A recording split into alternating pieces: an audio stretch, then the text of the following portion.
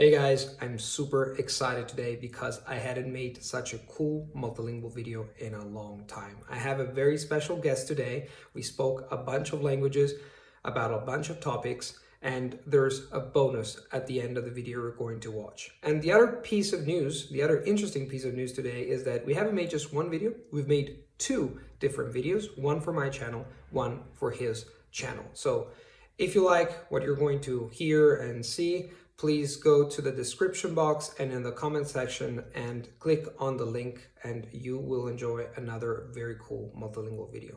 Enjoy the show. Hi guys, hi from sunny Rome. Here is Luca from lucalampera.com, and I'm here with the legendary Stefano Surigo. Stefano, how's it going today? I'm good. What about you? I'm great. Fantastic. The weather is great. It couldn't be better. For the few left in the world who don't know Stefano Surigo, Stefano is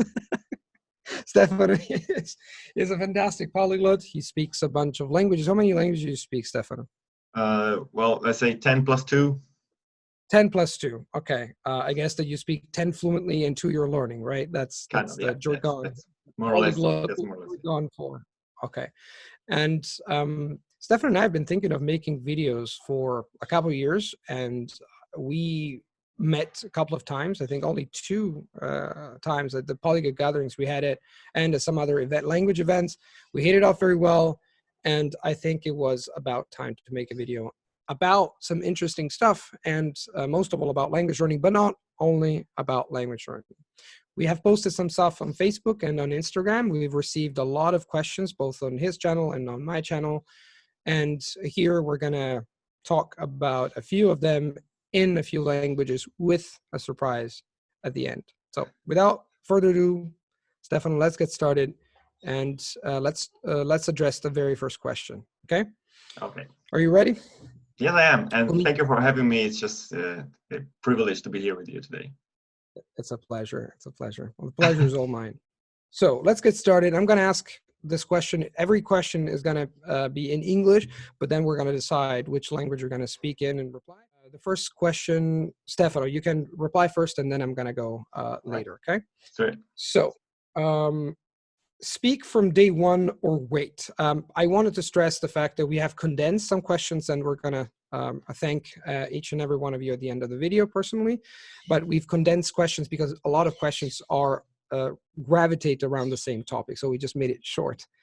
Speak for day one or wait. So in other words, do you think it's a good idea to, when you first learn a language from scratch, to start from the very beginning, or you think you should wait until you get the language in you and then speak? What do you think? Stefano, you're going to reply if you want in en français. Okay? En français. On va parler français tout d'abord. Bonjour. Alors, pour moi, ça dépend vraiment beaucoup de ce qu'on entend par parler dès le premier jour. N'est-ce pas? Parce que si on parle juste de produire des sons, imiter la prononciation pour l'apprendre le mieux possible, oui, c'est quelque chose que je fais à partir du premier jour quand je commence une nouvelle langue. Parce que pour moi, c'est extrêmement important d'apprendre la prononciation dès le début, très bien.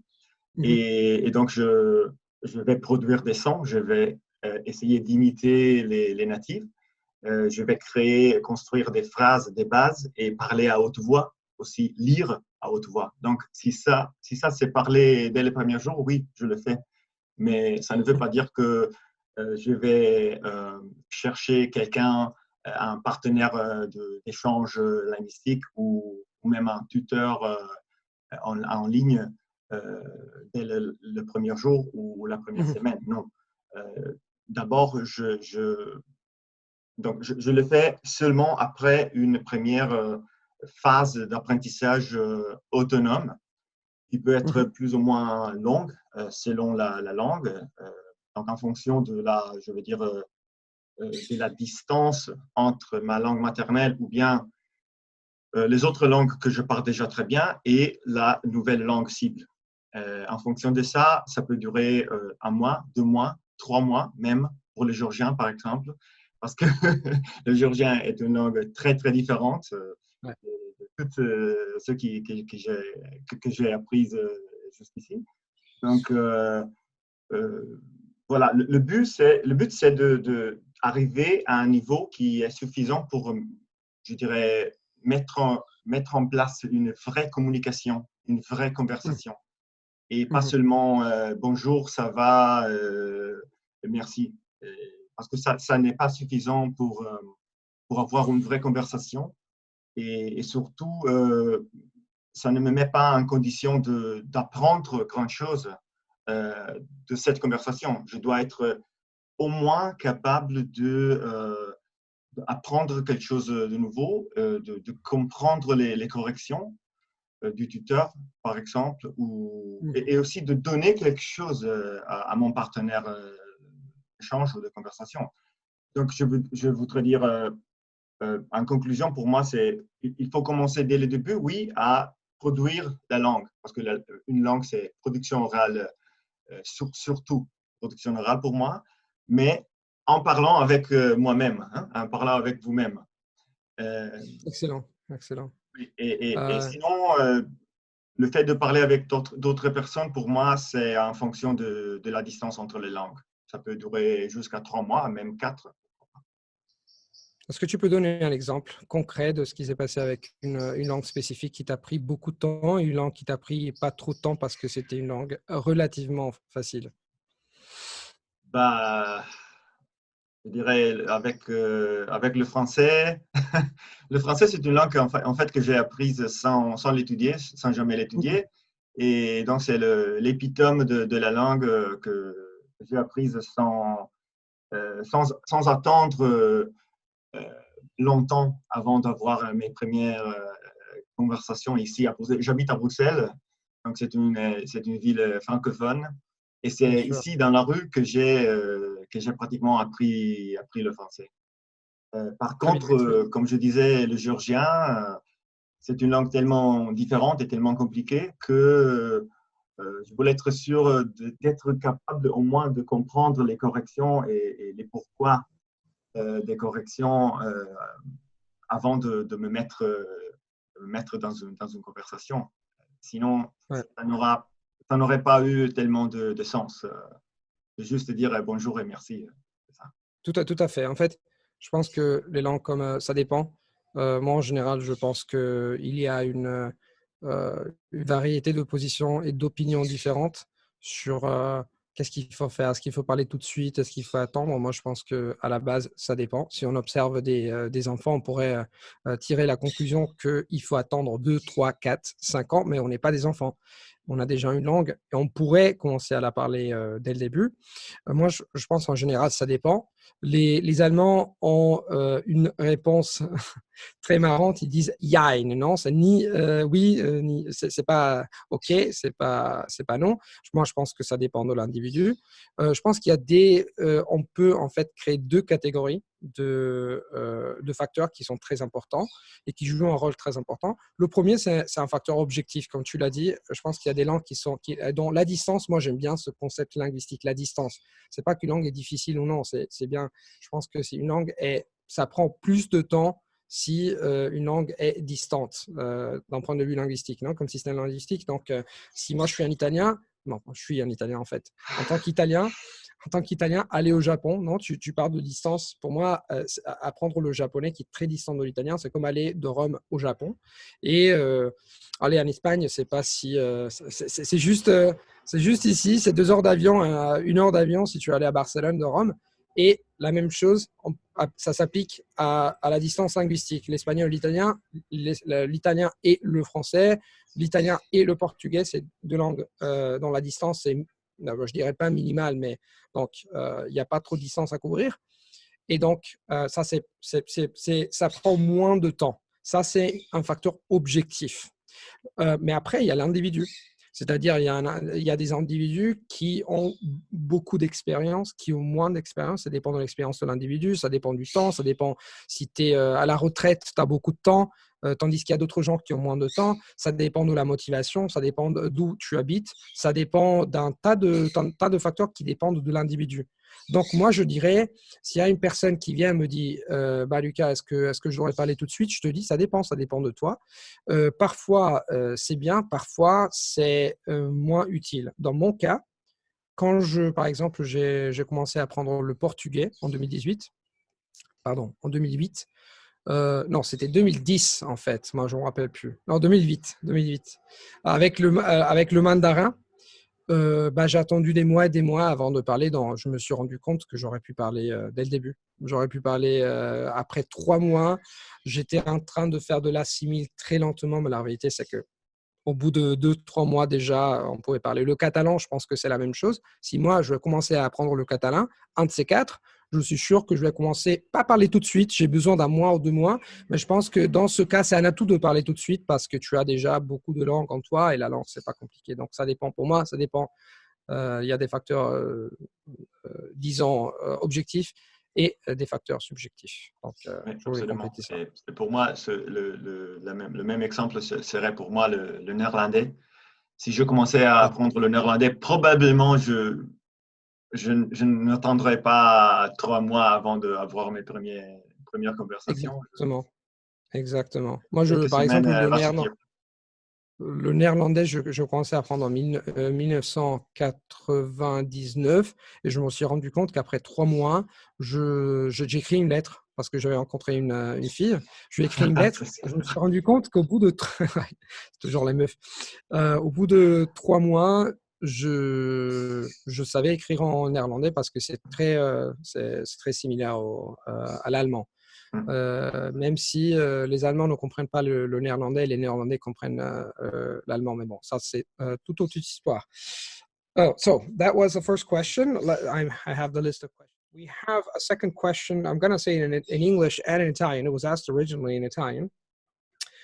Uh, I'll say it in Italian first and then I'll translate it in English. Mi piacerebbe, essendo entrambi italiani, sapere quali punti in comune avete avuto per l'apprendimento linguistico, tu già ridi, che ritenete imprescindibile, i comandamenti del poliglotta di madrelingua italiana.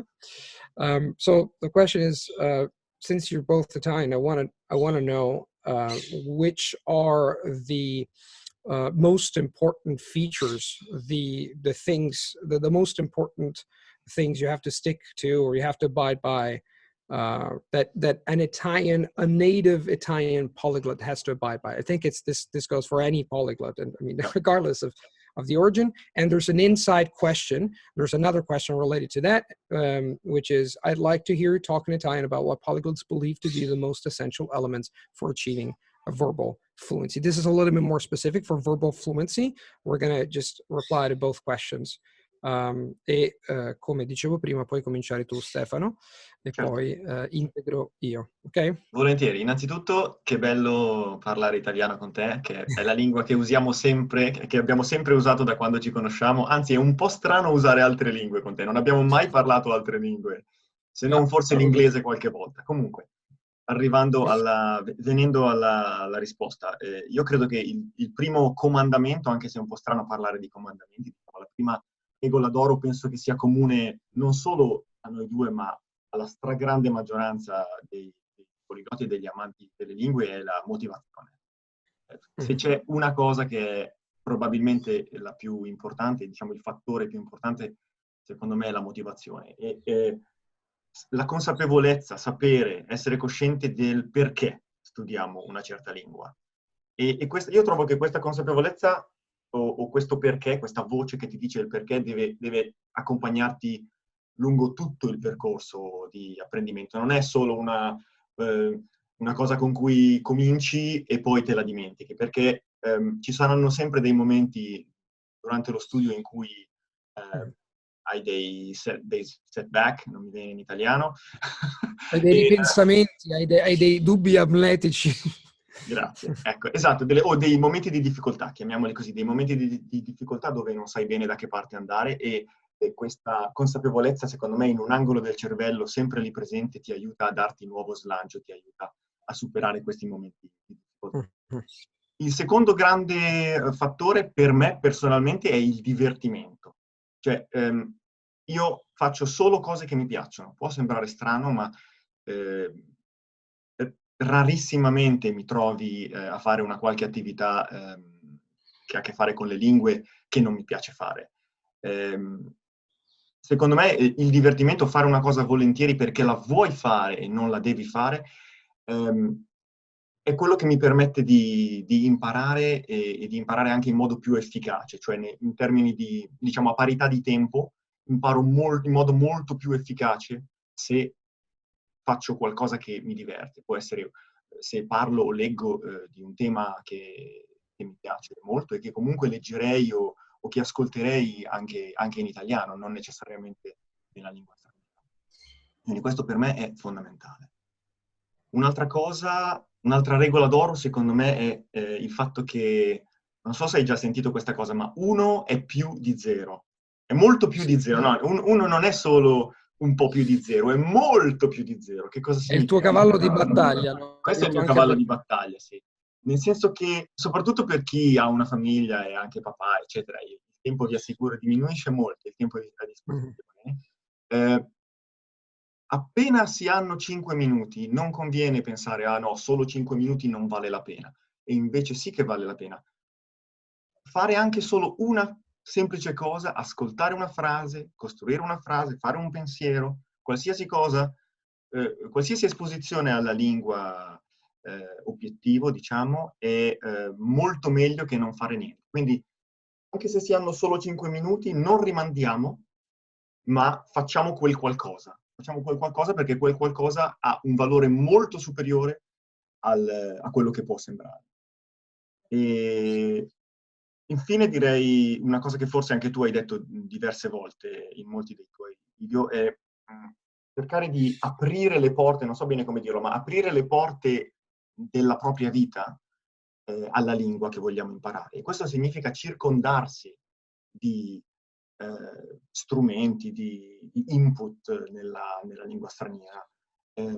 Impostare la propria vita in modo tale che quasi si debba usare la lingua senza accorgersene o senza dover andare davvero, senza fare sforzi extra per doverla usare. Mi riferisco ovviamente a, diciamo, gli incontri con le persone o le applicazioni che ti permettono di entrare in contatto con persone in tutto il mondo. Si può chattare con gente che sta in Cina e in Giappone senza nessun problema, si può parlare su Skype, si può cercare un tutor, si può cercare un partner linguistico, ci si può abbonare a delle riviste su dei temi, come dicevo prima, che ti interessano tantissimo e di cui fruiresti comunque anche nella tua lingua madre. Lo si può fare nelle lingue straniere.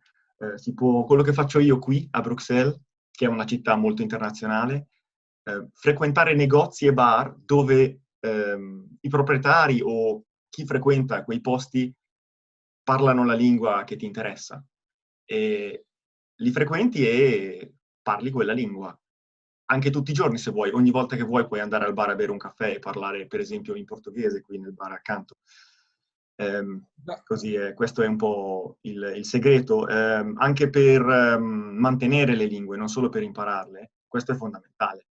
Io all'inizio di quest'anno, te ne dico ancora una, all'inizio di quest'anno c'è stata una mattina in cui è arrivato mezzogiorno e mi sono reso conto di aver già parlato o usato 8 lingue a mezzogiorno. È stata una cosa, non succede tutti i giorni, è un po' un'eccezione, però mi sono detto, io non ho cercato attivamente di usare queste lingue, eppure neanche era mezzogiorno e già avevo usato 8 lingue, tra cui anche il georgiano, perché ho scoperto che la mamma di 2 bambini che vanno a scuola con i miei è georgiana, e quindi ho usato pure il georgiano alla fermata dell'auto.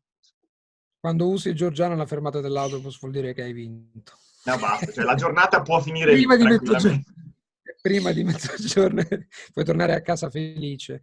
Che grande che sei, Stefano, come E al tu? solito. Allora, per quanto invece mi riguarda, io ci sono ovviamente delle cose che si sovrappongono, alcune le hai già dette, quindi ti dirò quello che penso io. La più importante l'hai detta tu, ma la ripeto perché per me è fondamentale, è il perché. La motivazione viene dal perché, cioè dal sapere perché fai una cosa. molto spesso le persone che rinunciano è perché non sanno che una delle cose che succede quasi sempre in qualsiasi attività che cominci è che sì, la prima settimana grande entusiasmo, faccio questo, faccio quest'altro per le lingue, cominci lo sport, vai a nuotare, qualsiasi attività, e poi c'è un picco verso il ribasso della motivazione che è del tutto naturale, ne parlano anche vari libri, ed è lì il momento in cui quello che fa la differenza è la chiarezza di idee. Perché vuoi cominciare una lingua? In particolare, prima di cominciare una lingua ci rifletto sempre molto bene, ci sono sempre queste sirene che mi chiamano, spesso mi chiedono ma tu perché hai imparato questa lingua o quest'altra? E io rispondo sempre, non è che sono io a scegliere la lingua, è la lingua che sceglie me, in qualche modo lascia degli indizi.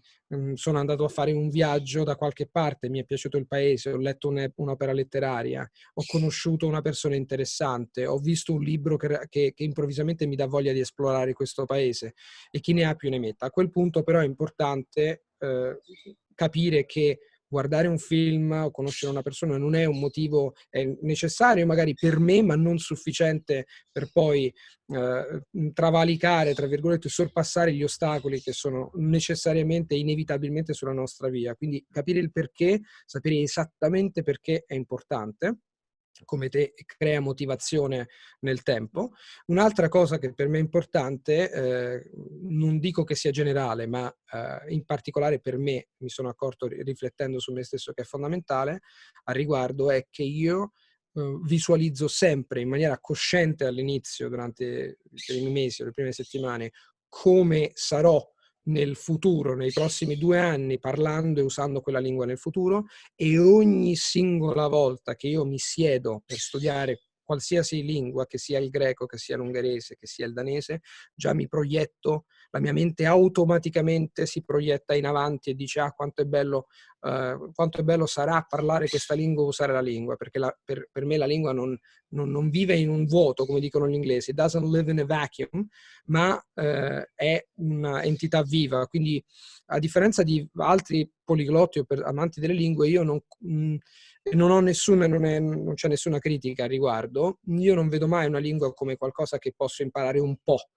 Se la comincio, quella è una missione, è un integrare qualcosa nella propria vita per cambiarla e arricchirla. Quindi non è sì, so dire ciao, è bellissimo, anche una sola parola a qualcuno detta a uno straniero lo riempie di gioia, però per me è come una missione. Lo so che mi hai detto la stessa cosa Esatto. tu anche ieri, quindi concordiamo su questo.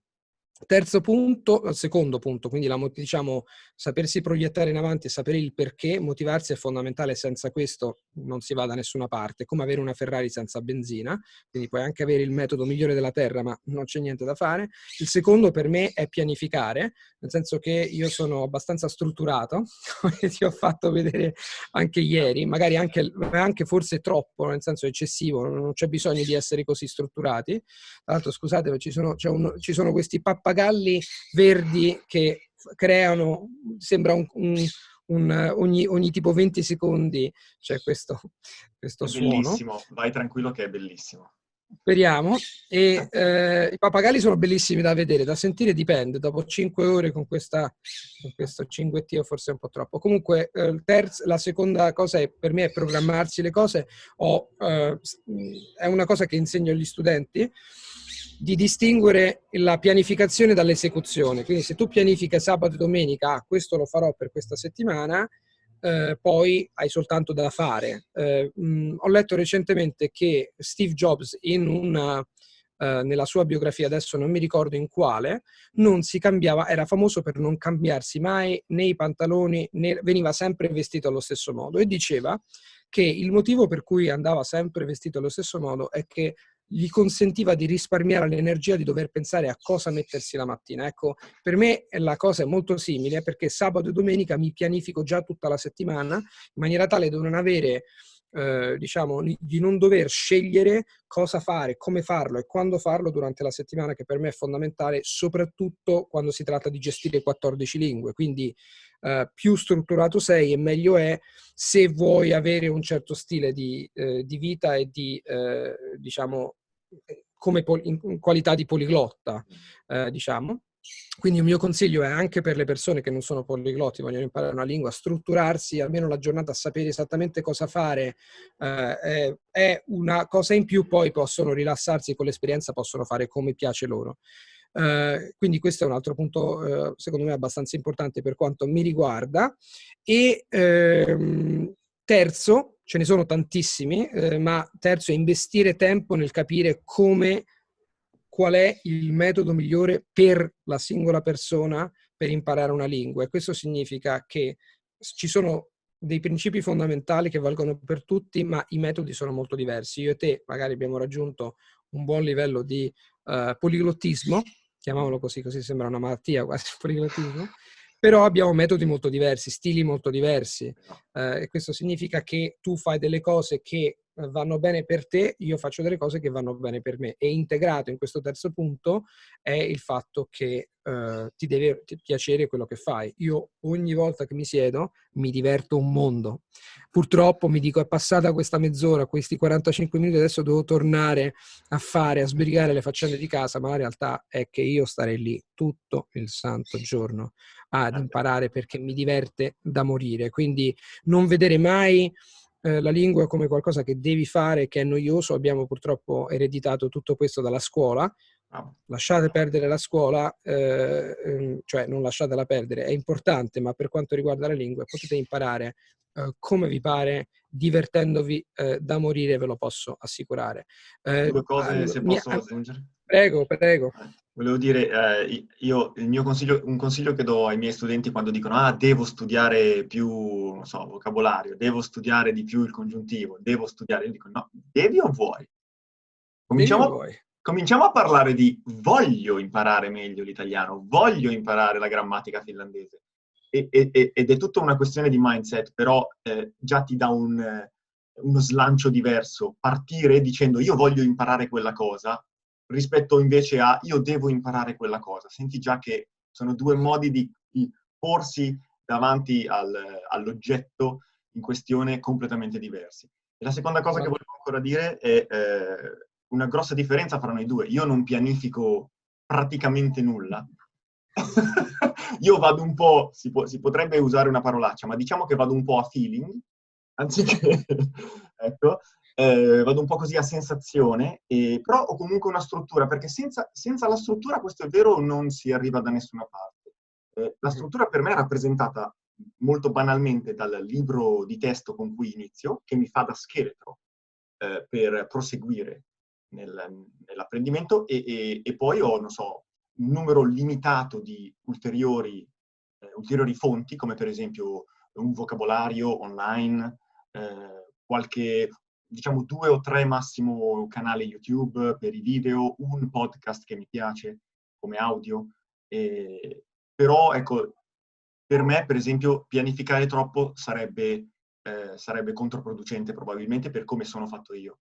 Non vuol dire, come hai detto giustamente tu, non c'è un modo universale, ma ciascuno trova il suo, dopo un po' di cercare. Il mondo è bello perché è vario. Okay, guys, we're back. Sorry, I had to move from the balcony just because the sound was not optimal, and we had the light, beautiful, but it was getting in the way. So we're back here, and we're going to continue plowing through the questions. The next one is in German. Wie kommt ihr klar? Seid ihr noch motiviert zu lernen? Wenn ja, was hilft euch, am Ball zu bleiben? Und das ist ja natürlicherweise eine interessante Frage. Wir haben darüber ein bisschen schon gesprochen, aber nochmal, Stefano, bitte, kannst du mir deine Meinung? Eine super gute Frage. Ich glaube, bei mir ist zuallererst der Spaß an der Sprache selbst. Das ist vielleicht ein bisschen anders als wie du es siehst, aber bei mir ist der Spaß an der Sprache selbst mit ihren Eigenschaften, mit den besonderen Lauten und mit der Intonation und den ganzen Strukturen und Ausdrucksmöglichkeiten, die immer wieder anders sind, und auch die Verbindung zwischen Sprache und Kultur eines Landes. Das alles und zuzusehen, ja, oder selbst zu erleben, wie das alles von Null auf fließend zusammenkommt und fast zu einer zweiten Natur wird. Das ist für mich so faszinierend. Und das ist bei jeder Sprache anders. Also jede Sprache ist ein neues Abenteuer und das motiviert mich, weitere Sprachen zu lernen. Es gibt immer Neues zu entdecken. Mhm. Und dann natürlich die unzähligen Freuden, die ich weiß, dass die mir bevorstehen, wenn ich endlich eine neue Sprache sprechen kann. Aber auch, bei mir ist das besonders wichtig, während des eigentlichen Lernprozesses. Ich denke nicht nur daran, wenn ich diese Sprache endlich fließen kann, sondern das Lernen an und für sich ist schon Spaß für mich. Ja. Das macht es einfacher. Also, Spitze. ja, und auch während des Lernprozesses freue ich mich auf tiefsinnige Gespräche mit anderen Leuten, auf den Zugang, ja, auf Inhalte, die mir sonst nicht verfügbar wären. Was noch? Manchmal auch, es gibt ein besonderes Zugehörigkeitsgefühl, also die Freude, in einer Gruppe zu sein und sich Teil dieser Gruppe zu fühlen.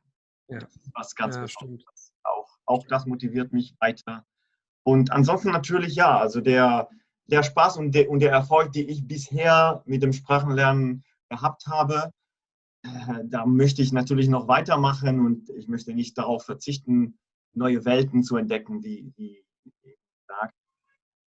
Ja, und das ist mehr oder Das ist ja weniger alles. Das ist ja alles. meine Antwort, ja. Und Ich bei hatte dir?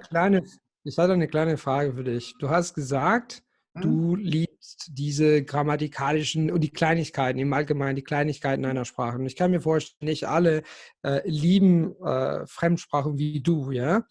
Aber ja, ich dachte, ich liebe diese Kleinigkeiten, aber ich frage mich, ob du eigentlich ein Grammar Freak, auf Englisch sagt man ein Grammar Freak, und du liebst die Grammatik einer Sprache, gefällt dir also nicht nur die Grammatik, aber auch die grammatikalischen Regeln zu lernen, jeden Ja, Tag zu lernen. Und, ja, okay. ja, also nicht unbedingt jeden Tag, aber das ist schon ein Teil Nicht einer jeden Tag, Sprache. aber Ja, im das ist ein Allgemeinen. Teil meiner Sprache, der mich anspricht. Ja, absolut.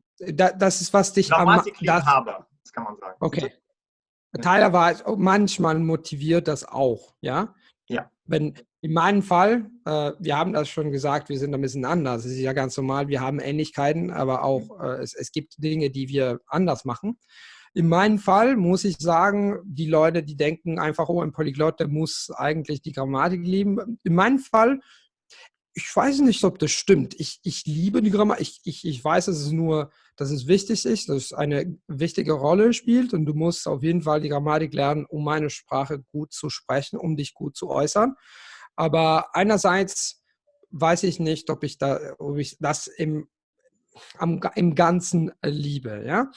Ich glaube, was mich am meisten motiviert, ist die Möglichkeit, eine Sprache früher oder später mit Muttersprachlern zu benutzen. Ja? Wir haben das schon gesagt. Ich kann mir vorstellen, jedes Mal, dass ich mich auf meinen Schreibtisch setze, fange ich an zu denken, ja, wie wird mein Leben in der Zukunft sein? Ich weiß nicht, ich kann mir vorstellen, ich habe das gemacht, das war es auf Deutsch, auf Niederländisch oder wenn ich andere Sprachen gelernt habe. Ich habe mir vorgestellt, okay, ich werde am Strand sitzen, mit einem Mädel quatschen. Klar, natürlich. Natürlich, ja. Mit meinen hübschen Mädel auf diese Sprache zu quatschen, aber natürlicherweise geht es nicht nur um Mädels, ja.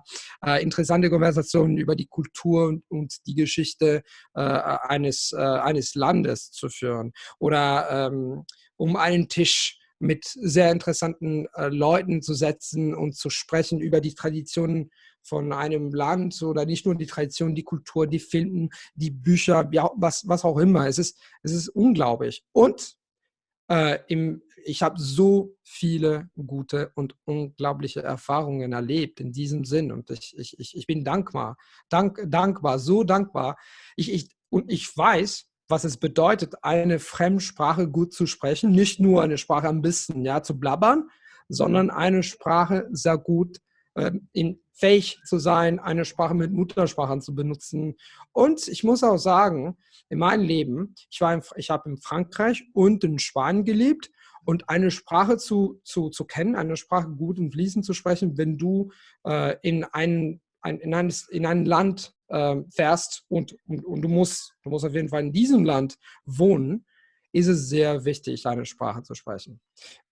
Okay, in Schweden, vielleicht in Skandinavien ist es ein bisschen anders, aber in Frankreich, in Spanien, in Italien, normalerweise sagt man, oh ja, du kannst nur Englisch, ja, wenn du Englisch sprichst, ist alles gut. Stimmt nicht. In Frankreich, in Spanien, in Italien, und es ist nicht nur eine Frage der Kommunikation, du solltest mit den Leuten reden. Es ist, dass, wenn du die Sprache nicht sprichst, geht es dir alle. Du siehst nicht die Kultur, die Details einer Kultur. Es ist nicht dieselbe Erfahrung. Ja? Und deswegen, das ist, was mich am meisten motiviert. Zum Beispiel Ungarisch. Ja? Viele Leute, die Ungarn selbst, fragen mich, Luca, warum lernst du Ungarisch? Was soll denn sein? Du wohnst nicht in Ungarn, du hast zum Beispiel viele Studenten, ich habe mit meiner Lehrerin gesprochen, sie haben mir gesagt, viele Studenten, die seien Leute, die einfach ursprünglich aus Ungarn, ja, die vielleicht ihre Eltern aus Ungarn waren oder so. Und vielleicht wollen sie die ursprüngliche Sprache lernen. Aber du bist Italiener, du wohnst nicht in Ungarn. Und ich sage die ganze Zeit, ich kann mir vorstellen, in der Zukunft, ich habe Bock, in Ungarn zu wohnen. Ich war in Budapest und das war so cool. Und die Sprache werde ich benutzen auf jeden Fall in meinem Leben. Und dann, das motiviert mich. Das alles motiviert mich, eine Sprache zu benutzen, um mich selbst zu verbessern, aber auch in dieser Welt und auf dieser Welt besser zu wohnen, zu leben und diese Erfahrungen zu leben. Das ist ja alles. Ich habe zu viel gesprochen. Tut mir leid. So next question here, I have the list here, is daily habits and actions. I think they want to know our daily habits and actions, not necessarily polyglots, but good language learners. E vamos responder em português. Finalmente falamos português. Finalmente, falamos português lusitano, português de Portugal. Eu gosto muito, mas isso não tem importância, mas geralmente a gente pergunta-me porque é que fazes português lusitano, como se não fora normal de falar português lusitano. Ok. E o que fazes? Então, vamos falar dos hábitos durante tempos normais e não durante esta crise do corona, porque não queremos falar nisso, queremos falar de outras coisas. Então vamos falar do que faço eu todos os dias em tempos normais, ok? Então eu tenho uma família e tenho meninos e, portanto, a minha vida é também vida de pai. Boa parte da minha vida é vida de pai. Portanto, eu levanto-me normalmente às 6h20, 6h30 da manhã, todos os dias. Ok. Cedo. Sim. O quê? Cedo. Cedinho. Não tão cedo como tu, mas de outra forma. E depois eu faço o pequeno almoço para a família toda e preparo os lanches para os meninos para a escola e depois do pequeno almoço acompanho-os até a paragem do autocarro ou parada do ônibus para nossos falantes de português do Brasil. E depois, quando volto, às 8 da manhã, começo o meu dia de trabalho. E tenho aulas ou trabalho em outros projetos sempre que têm a ver sempre com a língua. E por volta das 11h30, paro de trabalhar e passo ao estudo, normalmente, da língua nova. Neste momento é o georgiano, não é? E tento, pelo menos, estudar durante 30 minutos. Pode ser leitura, pode ser estudo da gramática, pode ser qualquer coisa.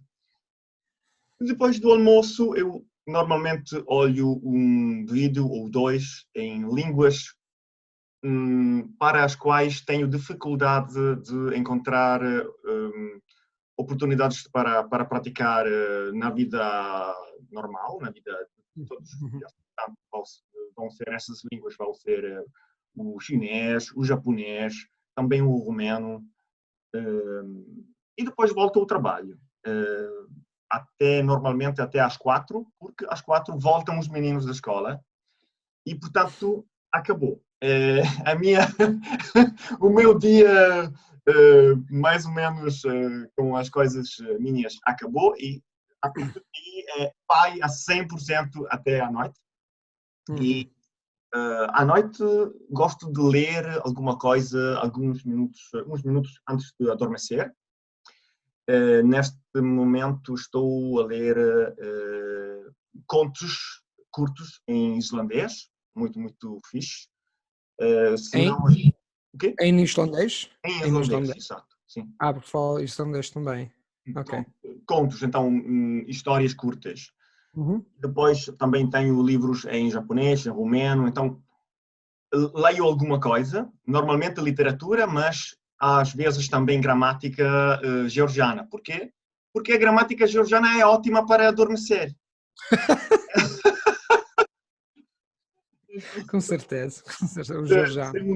se um dia tu tiveres problemas de insônia, com a gramática georgiana já estás seguro de que Espetacular. Simplesmente espetacular. é uma Para solução. dormir. É uma solução, é uma solução. Se não, isso é o meu dia. Se não, também eu tento sempre agendar pelo menos 1 ou 2 horas de conversação no iTalki com Aham. pessoas de todo o mundo, evidentemente, para utilizar as línguas que normalmente eu não utilizo todos os dias na minha vida. 2 horas ao dia? Cada Não, dia? não, não. 2 horas. Eu Duas disse, horas. por dia, não, por semana. Por semana. Ah, por semana, por semana. Peço Ok. desculpa, Ah, peço desculpa. Não, não. 1 ou 2 horas por 2 semana. horas. Uhum. Na semana. É isso. E o teu dia? Isso, muito, muito bem. Ah, eu acordo, levanto-me às 5 da manhã, agora, Cedinho. cedinho, Cedinho. cedinho, mas gosto. Gosto porque depois preparo o pequeno almoço, faço meditação, depois escrevo no meu diário de bordo.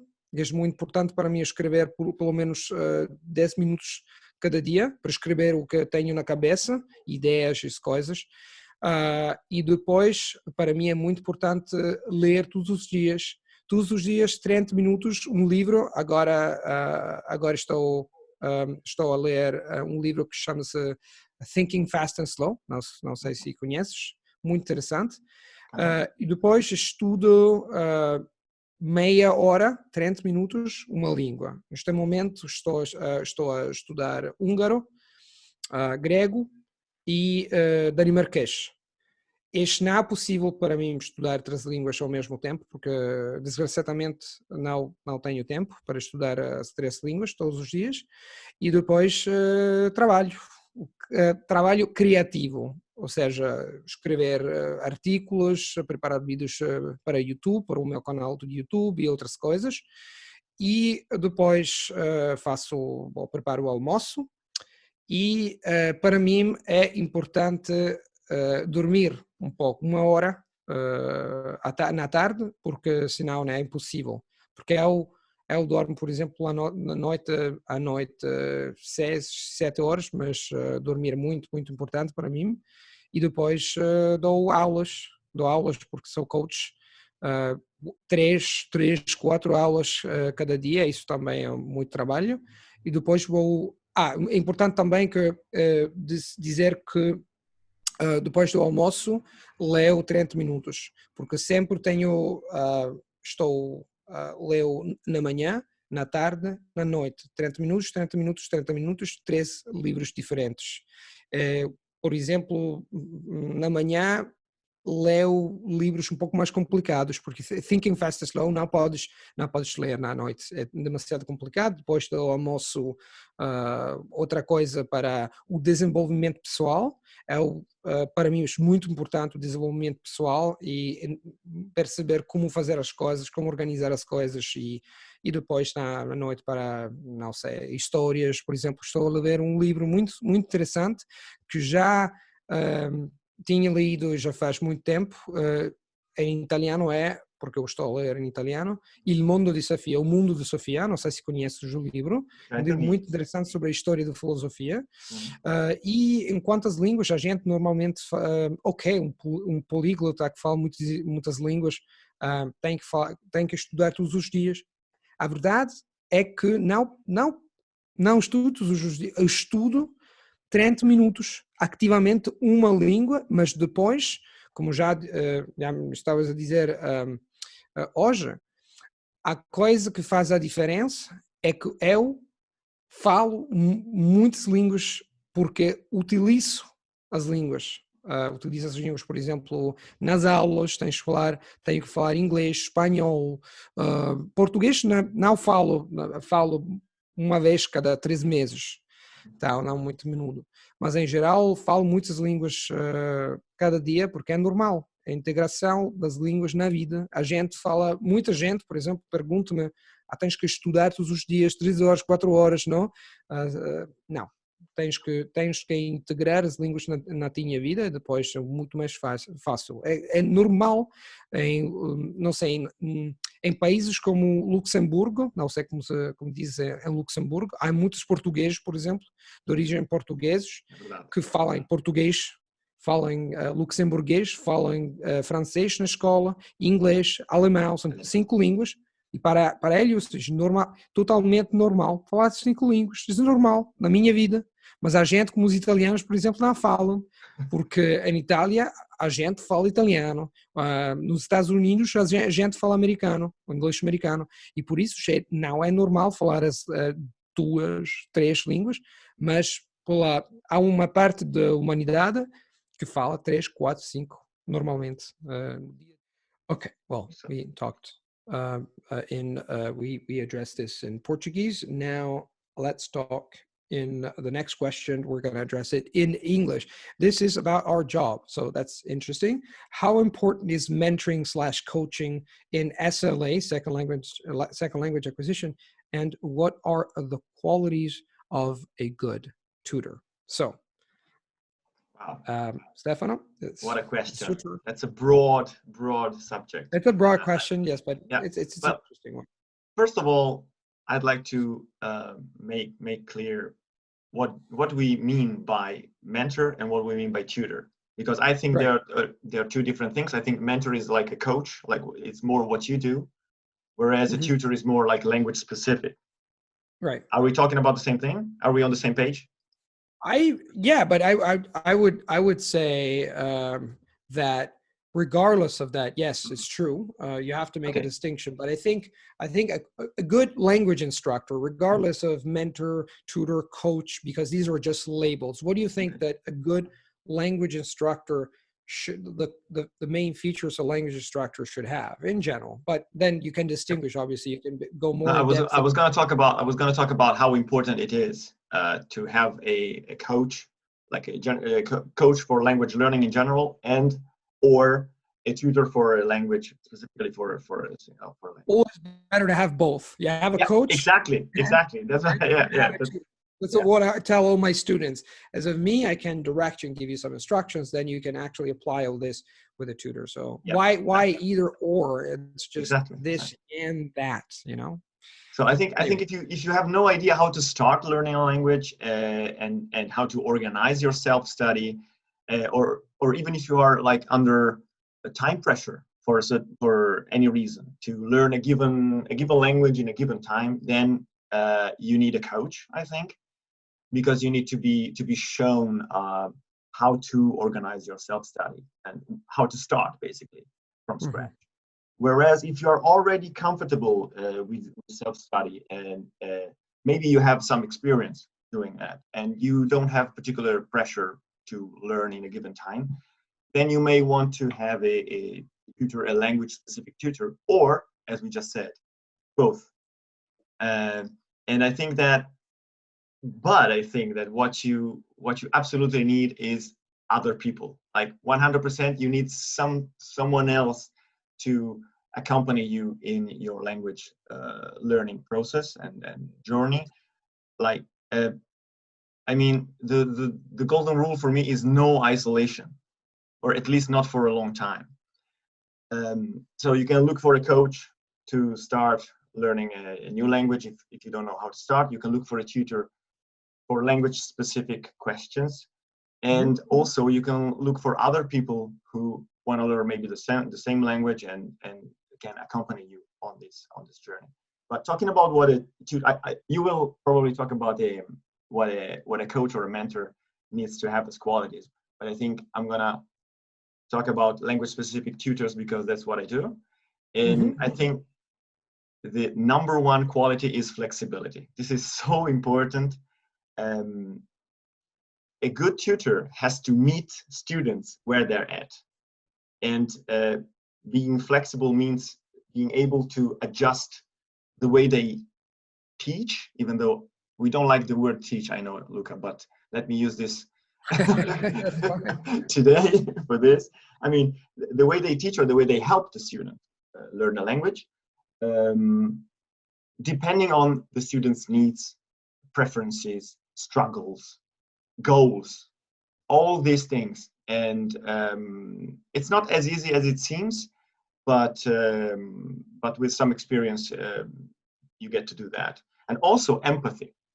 Empathy is extremely important because it allows you to feel like in the shoes of your student and really almost feel the same struggles, the same needs that the student is feeling, so that you can better address these needs. Also, I think experience in self-study, when the tutor has himself or herself learned a foreign language or multiple foreign language, why not?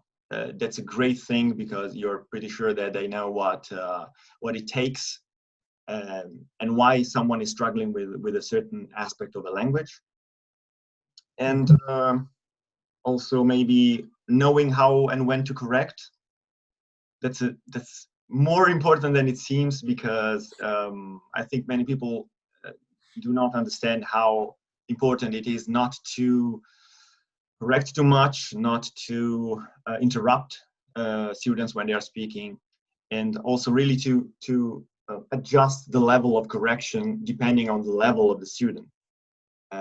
Obviously, if you're a beginner, I'm not gonna correct every single thing, every single mistake, but only the main ones, because we wanna address them and we wanna correct them to improve fast. But if a student is already advanced, I'm gonna be much more specific and correct much more even the details, because especially if I know that the students want to speak correctly and that this is among his or her goals. If not, we just chat and I just give an opportunity to express and to use the language and practice it. And that's pretty much it. Excellent. Stefano, you're the man, as usual. Senti chi parla, I always say, right? Senti chi parla. Luca's talking. Okay. Well, first, as far as I'm concerned, you just almost said it all. I think that the features that you've mentioned also apply to a coach. Just one thing that you said that really is really interesting is the fact that I always tell my students that they have to find a tutor when they start practicing the language. It would be better if the tutor knows what kind of feedback, how to deliver the feedback, and when to deliver the feedback. It's a combination of these three factors: what, how, and when. And this is within the flexibility feature that you've mentioned before. For me, that's number one, is that a person be flexible in terms of if you're a coach, or whether you're a coach or you're an instructor or your tutor or whatever you want to call it, because being flexible means that if you walk into a conversation, if you walk into a program for a student with a set mind and you think that this is going to apply to everyone, then you're you're bound to fail. This training is destined to failure because everyone has different tastes, has a different background. So flexibility in terms of everything, in terms of how you deliver the feedback, in terms of how you adjust to the student, in terms of the goals of the students, how they speak, how they learn the language, their taste, you name it. That's the very first thing.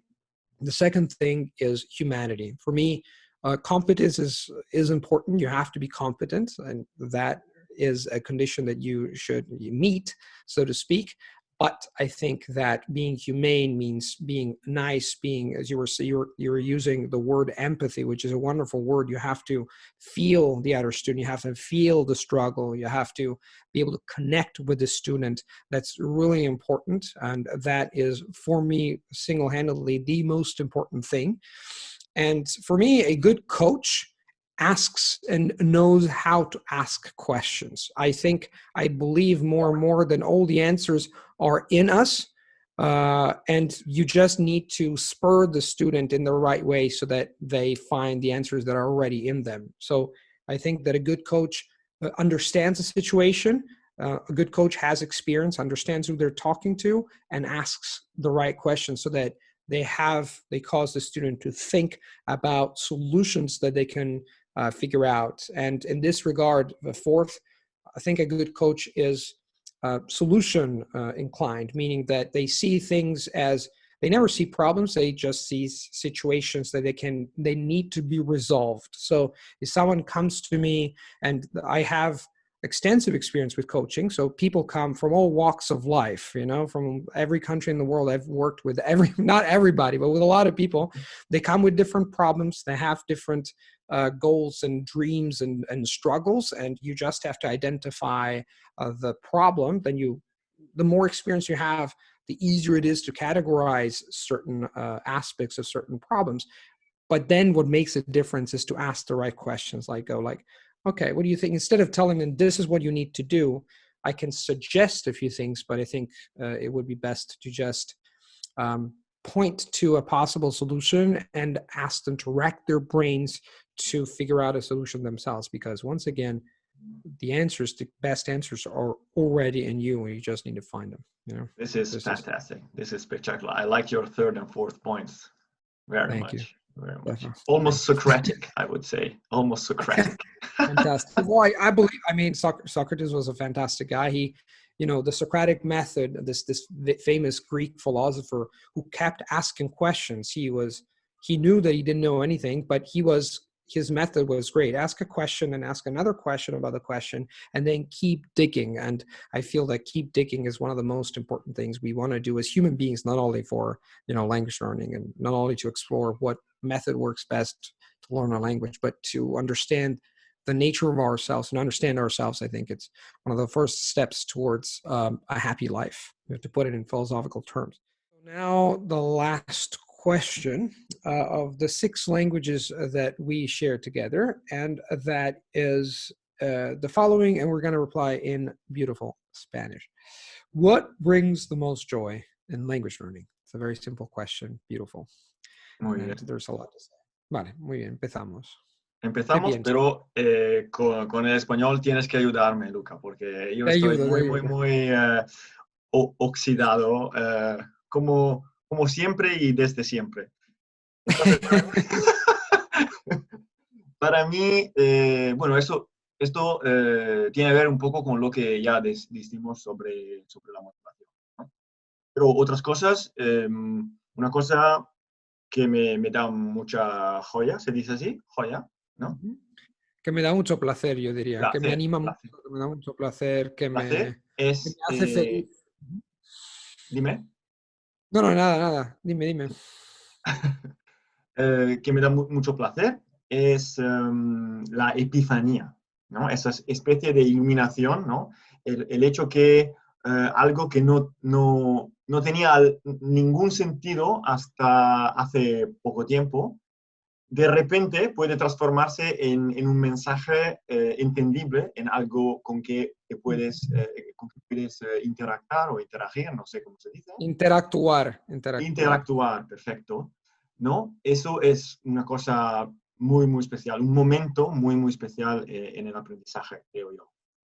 Y otra cosa, bueno, el simple hecho de expresarse, ¿no? De tener un intercambio de ideas, de opiniones con otras personas, con las cuales probablemente eh, nunca irías a hablar, nunca irías a tener ese intercambio si no hablas ese idioma.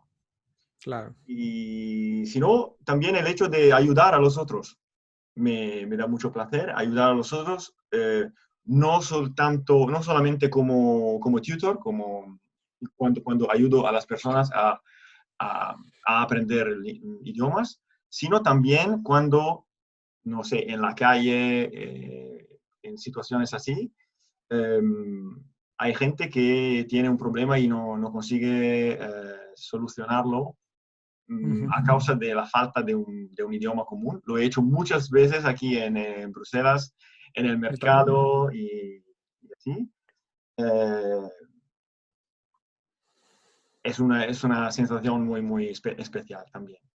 Y si no, ¿Verdad? una cosa un poco rara puede ser cuando estoy en un nivel suficientemente alto, suficientemente bueno, eh, a mí, a mí me gusta escuchar el stand-up comedy.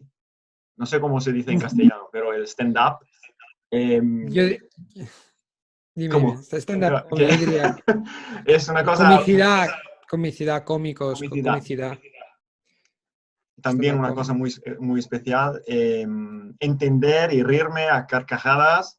Y es un placer doble porque tienes el placer bueno, el chiste, ¿se llama así?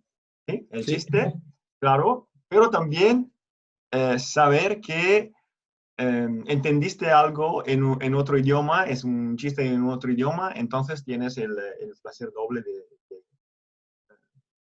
el claro, placer del chiste y el placer lingüístico, digamos así. Y es claro. todo. Fantástico, fantástico.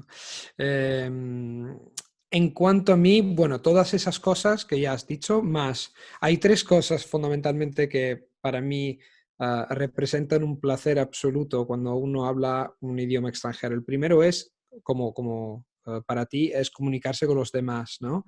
Hablar con los demás, hablar no solo de para simplemente comunicarse, sino también de hablar con los nativos de tradiciones, de historia, de películas, de literatura de su país, de su cultura, y eso añade un tamaño intelectual increíble, ¿no? Simplemente comunicarse con los demás sin tener que pasar a través del inglés. Esto ya es una pasada. Segundo, para mí ha sido un placer absoluto, como ya te estaba diciendo antes, te comentaba antes, que cuando me fui a España, a Barcelona, y cuando me fui a Francia, saber hablar esos idiomas de antemano, ya saber el idioma de antemano fue una ventaja increíble, porque mudarse a otro país a veces es un poco estresante, es un estrés porque tienes que llamar y hay un sistema diferente, tienes que alquilar y tal y cual, y hablando el idioma, eso te facilita la vida en una manera increíble, en una situación estresante y es un placer poder hacerlo y después te dices, madre Dios, ¿no? Que hablo ese idioma y todo es mucho más fácil, puedes interactuar con los demás, con la gente en las tiendas, para sacar un teléfono, alquilar. Increíble, eso para mí es un placer, ¿no? Porque te lleva, hace una diferencia en la experiencia misma que es increíble. Y tercero, como ya has dicho tú, es hablar con nativos, la sorpresa, la reacción de los nativos. A veces, por ejemplo, te cuento dos cosas. Una es muchas veces por la calle, ¿no? Encuentras una persona que se ha perdido, un grupo de personas. Me acuerdo de que ya hace un año y medio, me topé con un grupo de polacos que se habían perdido, tenían que ir al Vaticano y no sabían por dónde ir. Y yo de repente, ya que cuando estás en un grupo no necesitas preguntar de dónde eres porque ya lo hablas, ya lo sabes. El tío dice una cosa, ya sabes, es polaco, y de repente empiezas a hablar en polaco y ellos que se quedan como a cuadros y dicen, hablas polaco, porque la reacción es una recompensa en sí increíble. Te cuento una historia que ha pasado ya hace 2 meses con lo de la pandemia. Lo que pasó es que el 6 de marzo, me parece el 6 o el 7 de marzo, justo antes de que el gobierno decidió de cerrar, habían 2 personas en el supermercado que estaban pidiendo algo y estaban intentando, había una chica y un chico, y estaban preguntando algo y yo vi que estaban preguntando, intentaban comunicarse en inglés, pero no muy bien.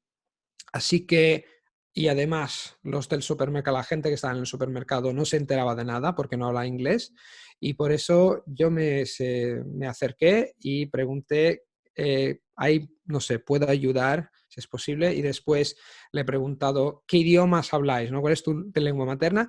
Y cuando la chica me respondió húngaro y empecé a hablar húngaro, se quedaban con boca abierta, ¿no? Como, oh, madre de Dios, que hablas húngaro, pero ¿por qué? Porque una cosa es hablar húngaro en Budapest, cuando estás en Hungría, sí, la gente dice, bueno, ya hablar húngaro es algo, pero estás en Hungría, pero hablar así, toparse con un pavo que habla húngaro así de repente es algo, ¿no? La reacción de esos. Y además lo que estaban pidiendo eran billetes de autobús, porque en Roma, si todo está cerrado el domingo por la noche, no puedes encontrar billetes de autobús como en otros países, ¿no? Occidentales más, digamos, un poco más Avanzados. avanzados. Un poco más avanzados, donde puedes comprar un billete donde sea, ¿no? Y por eso yo saqué esos billetes saqué de la cartera y se lo di. Además, entonces, un tío que habla húngaro que le da 2 billetes así gratuitamente porque no quería dinero, y regresé a casa con mucha más motivación como para aprender húngaro, porque el hecho de poderte comunicar, poder ayudar a alguien, te da una recompensa, una felicidad, además en un idioma como el húngaro, que no es un idioma muy común, ¿sabes? Entonces regresé a casa pensando súper animado, ¿no? Como tiene sentido, ahora tiene sentido. A veces te preguntas por qué aprendes el húngaro y otros idiomas más exóticos, y el por qué está justo a la esquina, ¿sabes? Está ahí, sí. Está ahí, ¿no? Y siempre estamos rodeados de posibilidades que no vemos, y de repente la vida nos da esas posibilidades de ver qué significa comunicarte en otros idiomas. Es increíble. Esto es una recompensa en sí. Bueno, te quería contar esa historia porque eso es una Muy pasada. bien. Muchas gracias. Okay, well, now we share 6 languages, but you speak at least a dozen, and I speak a dozen. So we thought about creating some bonus material, and that's a 7th question now that we are going to address. I'm going to address it in a language that you don't know. You're going to address it in a language I don't know. And so if you see me looking at you but not understanding, it's because I don't understand Finnish. That's the language you're going to speak, right? Right, exactly. So The same you can goes tell me. for your language. Yes, my Really. language is going to be Polish. So bear with me. I'm going to listen to your beautiful Finnish, but I will not understand what you say. So I will not Please ask ask the questions. question in English first. Right. That's what I'm going to do in a second. So for those who understand Swedish, who understand Finnish, that's great. But anyway, we'll have the subtitles in English. And finally, I will understand in a little bit what he said when the video gets published. Okay, so without further ado, here is the question. I'm going to ask it in English. How to squeeze the best out of your learning session. And I think that the person asking this question, I don't know whether they had in mind your learning session with a tutor or your learning session in general. I understood it like your learning session, like you sitting down by yourself and learning. So Me too. that was my understanding, and this is how I'm going to reply. Please go ahead with your beautiful Finnish. Kiitos. Kiitos Luka. On tosi kiva puhua suomea, vaikka sä et ymmärrä mitään. Mutta tämä on vähän outoa. No niin, ensinnäkin mun mielestä tarvitaan johdonmukaisuutta ja säännöllisyyttä, koska siitä tulee hyvää rytmi. Ja kun tulee hyvää rytmi, niin aivotkin imee tietoja paljon paremmin. Ja koska ne tietää, että nyt se hetki on tulossa, jossa me opiskelen kieltä ja sen takia se imee paremmin, mitä opit. Sitten myös keskittyminen, me olen aika varma, että Luka tulee sanomaan just tätä, koska mä tunnen sitä, vaikka se ei tiedä, mitä on sanomassa juuri nyt. Mutta keskittyminen on todella tärkeää. Eli laita vaikka kännykkä pois päältä, tai sitten jos sun oppimissessio on kännykällä, niin sä voit käyttää myös semmoista sovellusta, mikä se nimi olikaan, oliko se Peace of Mind nimistä sovellusta, joka torjuu tulevat viestit, kaikki tulevat viestit, ja sä saat silti käyttää kännykkää, eli sekin voi olla tosi hyödyllinen. Mitä muuta? No, kirjoita ylös sanoja. Parempi jos paperille, mutta kuitenkin ei vain sanoja, vaan myös lauseita, eli konteksti on niin tärkeä. Ja jos sä käytät Ankia, niin myös siihen sä voit kirjoittaa, siis on parasta kirjoittaa myös kokonaiset lauseet, koska kokonainen lause antaa sulle sen kontekstin, jota tarvitset oppiaksesi paremmin. Ja tietysti jos sä oot puhumassa tässä sessiossa, niin yritä käyttää ilmaisuja, joita olet opetellut viime aikoina uudessa juttelussa, keskustelussa, koska sillä tavalla ne jääkin päähän, jos sä käytät niitä vielä kerran joka kerta. Mitä muuta? No ehkä tärkeintä on, että pidä vaan hauskaa. Se on niin tärkeää. Siis sun sessio on, ne 30 minsaa tai 60 minsaa, ne on sun oma aikaa sen kielen kanssa, josta pidät, jota rakastat. Eli ole tyytyväinen, ole kiitollinen siitä, että saat olla siinä ja oppia sitä, ja pidä vaan hauskaa. Ja siinä kaikki. Kiitos. Fantastic. How do you say fantastic in Finnish? Mahtavaa. Mahtavaa. Okay, now it's my turn and I'm gonna speak in Polish. Będę mówił po polsku teraz, oczywiście, i myślę, że generalnie jeśli chcesz stać się skutecznym uczniem, przede wszystkim musisz wszystko dokładnie zaplanować. Jeśli to zrobisz, ja myślę, że będziesz wiedział, co robić, jak to robić, kiedy to robić i to po prostu to jest super. Na przykład, ja wiem dokładnie, którego języka będę się uczył każdego dnia, jak długo i jaką metodą. W przypadku polskiego na przykład ja słucham codziennie podcastu, kiedy biorę prysznic, kiedy jestem pod wodą. I jeśli chodzi o język węgierski, codziennie czytam interesujące mnie artykuły i tak dalej. I jeśli chodzi o grecki, raz w tygodniu mam konwersację na przykład i uczę się codziennie, oglądam filmiki na YouTube i tak dalej. Po drugie, to jest bardzo ważne, jest otoczenie, w którym uczymy się. Jest bardzo, bardzo, bardzo ważne. Ja myślę, że ważne jest na przykład, by usunąć wszystkie elementy rozpraszające naszą uwagę. Może być, to jest troszeczkę banalne teraz to mówić, ale proszę wyłącz telefon i utrzymuj biurko w czystości. Ja to wcześniej to zrobiło, to był chaos, tak? I to samo dotyczy pulpitu naszego komputera, to jest to samo. I proszę, pozostał jedno lub dwa otwarte okna, to jest bardzo ważne dla koncentracji, dla uwagi i tak dalej, i tak dalej.